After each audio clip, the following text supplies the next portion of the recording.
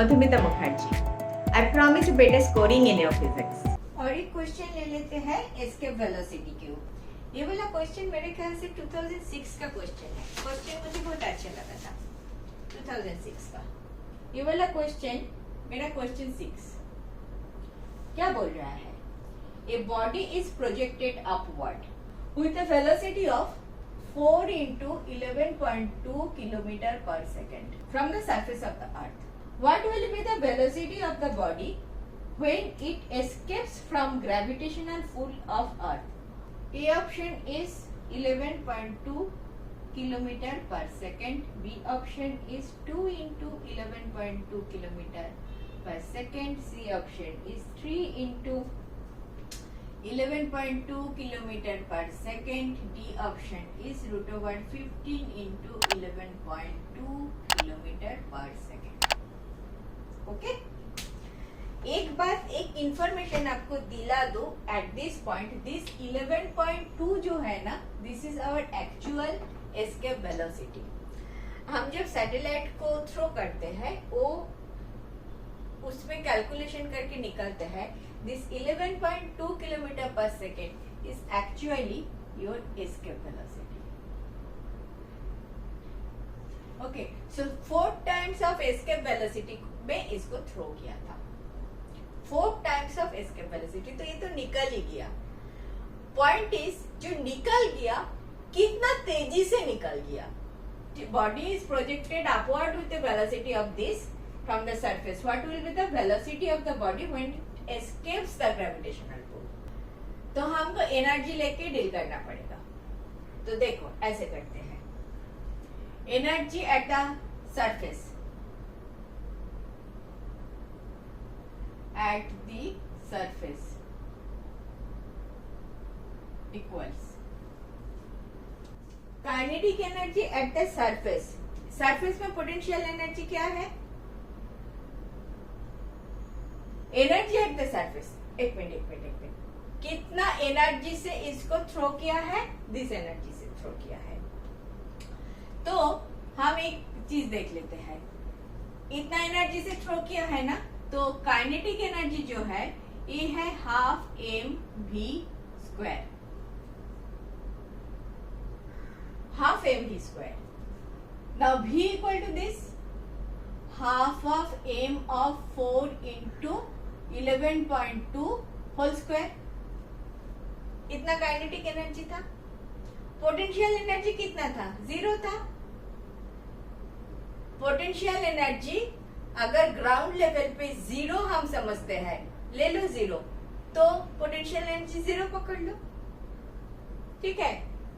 Potential energy मेरा 0 है. On ground potential energy मेरा 0 है. क्यों 0 है? रेफरेंस पॉइंट पे 0 है. Kinetic energy is this half mv square. Potential energy कुछ भी हो, x हो, z हो, कुछ फर्क नहीं पड़ता. उधर भी तो उतना ही पोटेंशियल चेंज ऑफ एनर्जी हो जाएगा ना, तो पोटेंशियल एनर्जी का कुछ काम नहीं है इधर. तो काइनेटिक एनर्जी इतना. ये जो v है, v का वैल्यू इतना है. तो देखो ना, half of m of into 16 into v square हो जाए. v square, this is ve only, equal to half of m of v square into 16 लिख सकते हैं. And half of m of v square ये क्या है? ये मेरा बाइंडिंग एनर्जी है. इसी एनर्जी से मैं अगर थ्रो करूंगी तो मेरा बॉडी ग्रेविटेशनल फील्ड के बाहर चले जाना चाहिए. That is the concept of v escape. Escape velocity का वैल्यू इज दिस. तो v एस्केप 11.2 के जगह मैंने ve लिख लिया. ve मतलब दिस, तो बाइंडिंग एनर्जी इंटू 16 हो गया. तो this is the kinetic energy with which this body had been projected. तो energy used to travel the gravitational field equal to half mv square. Therefore energy left कितना, इतना energy से छोड़ा, इतना energy से 16 into half M V E square minus half M V E square equal to 15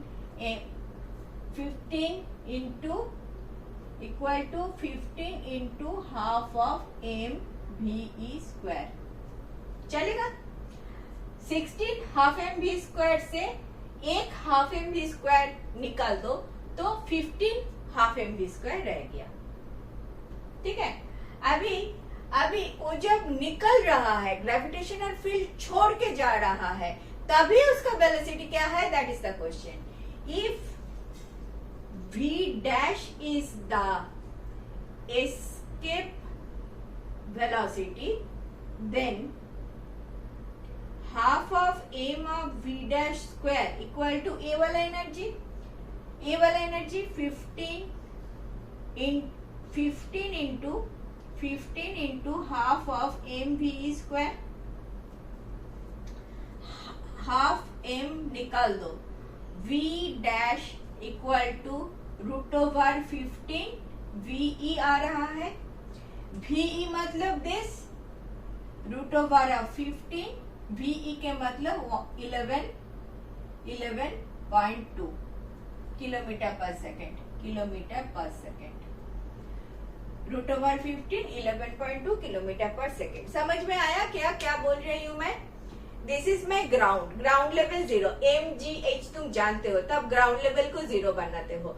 अगर आप आपके हिसाब से -GMM/r करोगे कुछ फर्क नहीं पड़ रहा है, लेकिन आपको बोल रहे प्रोजेक्टेड अपवर्ड होते वेलोसिटी ऑफ दिस, वेलोसिटी दे दिया तो काइनेटिक एनर्जी डायरेक्टली दे दिया, तो kinetic energy is half mv square, आपका v इतना दे दिया, तो काइनेटिक एनर्जी देखो 16 इंटू तुम्हारा half M V E square हो जाता है। तो 16 ऑफ बाइंडिंग एनर्जी जो होता है वो वाला तो 16 of this thing, this is only required, this much only required to escape the gravitational field. तो बचा कितना, बचा रह गया कितना, 15 of this. So if v dash is the velocity with which it moves on, then half v dash square equal to this thing, v dash निकल गया, root over 15 into VE मैंने पकड़ लिया 11.2 and that is the actual value, so root over 15 11.2। समझ में आया बात? Kinetic energy इतना दिया था, ग्रेविटेशनल फील्ड कवर करने में कितना एनर्जी खर्चा हो गया, बाइंडिंग एनर्जी खर्चा हो गया, बाकी जितना बचा रहा एनर्जी उसको half M V dash square कर दिया, उधर से मुझे वेलोसिटी का वैल्यू मिल गया। एक चीज remember, energy is conserved, velocity is not conserved, so energy हमें इक्वेट करना पड़ेगा। ठीक है, समझ में आया बात? कर पाओगे ना ऐसा क्वेश्चन? चलो, Thank you for watching. Last 20 years questions I have solved like this.